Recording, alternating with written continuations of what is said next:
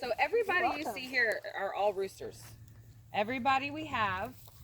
Those are our 2 turkeys, both male. And then we've got, let's see, we've got Rose and Raleigh. And we actually took in a peahen, a female peacock here recently from a hoarding case. So she's running around here. You see the holes? Those are their dust baths they created. Look. I do it all day.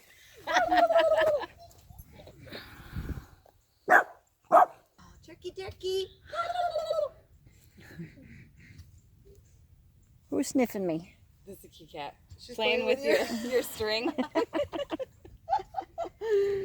Oh my god, that's funny. Wow, that's a pretty rooster. See, that's untie. Oh So my we have God. We've got a couple sets of twins. So we've got Ty and this is untie. And then we've got Stormy and Thunder over here that are twins. Tie and untie, that's good. I know. I know, sweetie. Oh, they make their little beds like that? Well, that's a dust Hi bath. there. So they'll dust bathe to keep the mites and the pests off and stuff. Wow. That's Little Dipper. I love that. Man, it looks like fur, not I know. feathers. When they came to the United States in the 20s, and when they first came here, they're from Asia. And when they first came here, they were in freak shows, and they were known as the rabbit chicken crosses. And they were actually sold as exotic pets as rabbit chicken crosses. But these are silky roosters. In You are Asia, so these guys pretty. are eaten, and they're known as like magical meat because they're all black all the way through. So here in the United States, they're just designer chickens. They're kind of like Chihuahuas.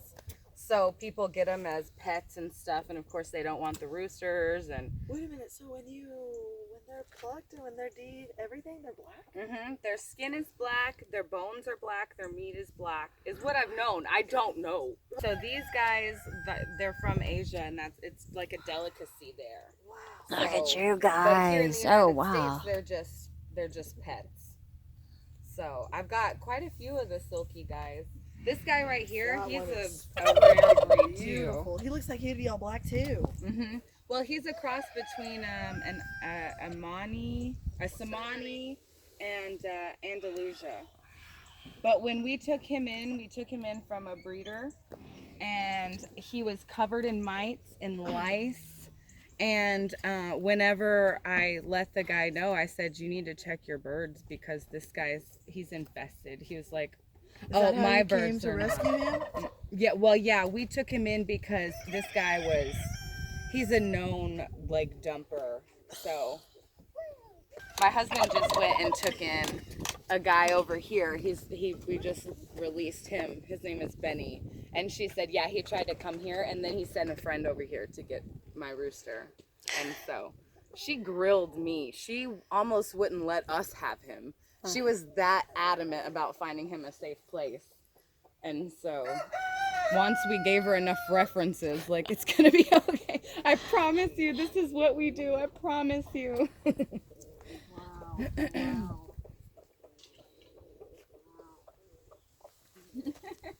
These fluffy guys.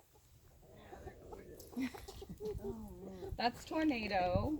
And I think that's Titan. Is that Titan or is that Pete's Jr.? Oh, look at them. Pete's Jr. Oh, they're fighting.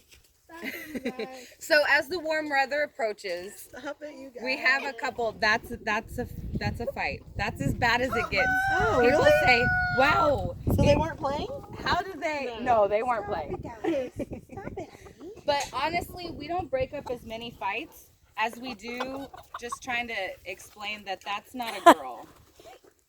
We usually just They'll let them. stop fighting in just Yes. a second. Yeah, they're best friends. Yeah, they're best friends. So we'll let them scuffle because if we don't, then it's just the pecking order will get messed up. So of course we will step in if it gets too bad, if there's a big boy on a little boy. But most of the time they're just trying to show, okay, listen, I'm above you. I eat before you or something. She let me pick her up just like a little kitty. Well, that's actually a boy. So that one is, all these are boys. Everybody out here is boys. And then who is that, Little Dipper, or is that That's Little Squeakers? Dipper. That's Little Dipper. Oh, he's actually usually a little fussy. He knows you like him. Mm. Hi, Tweety, I like you. So he had to grow all these feathers back too.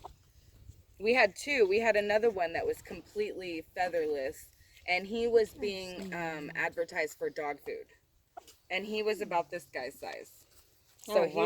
was really small, and so we drove 2.5 hours just to get him and bring him home. Oh, yeah, you talking? Hi, baby. Taking mainly roosters is what we focus on, because there's not a lot of places that Nobody takes that roosters, takes in yeah. roosters, and they're just completely safe here. I mean, honestly, we pay the rent for them. Well, we're buying this place. We pay the mortgage for them. So, I mean, we just kind of try to make it a nice, healthy, safe place for them where they're happy. You know? So did y'all buy the house to plan a sanctuary, or did you buy the house and then you just? So whenever we first decided to buy property, I had decided to be vegan. My husband had decided to eat healthier. So I just we watched enough documentaries where he decided, no, I want to be vegan. But whenever we started looking for property, he just wanted to eat cleaner, and he actually wanted to raise animals for his consumption. So before we got the property, we watched, I had already decided to be vegan. So I started watching documentaries with him in the room. And then started, watching some YouTube videos, and, it's hard to ignore. Yeah. So he watched, in the one that did it, Cowspiracy. So it was before what the Health came out. When What the Health came out, that was he just was excited about that one. But Cowspiracy is what did it, and he was like, that was it. So before we closed, it was about, I want to say about 8 months before we closed on the land is when he decided to go vegan. So once we got to the land, yes, this place was going to be a sanctuary no matter what. 2 weeks after we moved here, we took in our 2 first farm animal rescues, which are the pigs over there. And they lived in the garage before we lived in the house. They actually lived in the house before we did. So we got them, and then we kind of started building from there, making sure we had a safe place. It was a while before we took in any roosters. And then after that, we took in the goats, and then we took in the ducks. And So your intention the whole time was like roosters all along, or did you kind of start with pigs and think, no, well, actually, we were gonna just do farm animal rescue because we figured that Texas was a great place to start with farm animal rescue. Yeah. She likes to split up fights. She's the principal and the middle school. That's what this is like. We have like little flocks here and there. Okay, kitty. And she's the principal. Okay, boys, do I gotta split it up? All right, here, come here, baby. Moonshine or This is Little Dipper. Little Dipper? Yeah. Oh my gosh, look at all these animals. Look at all these animals.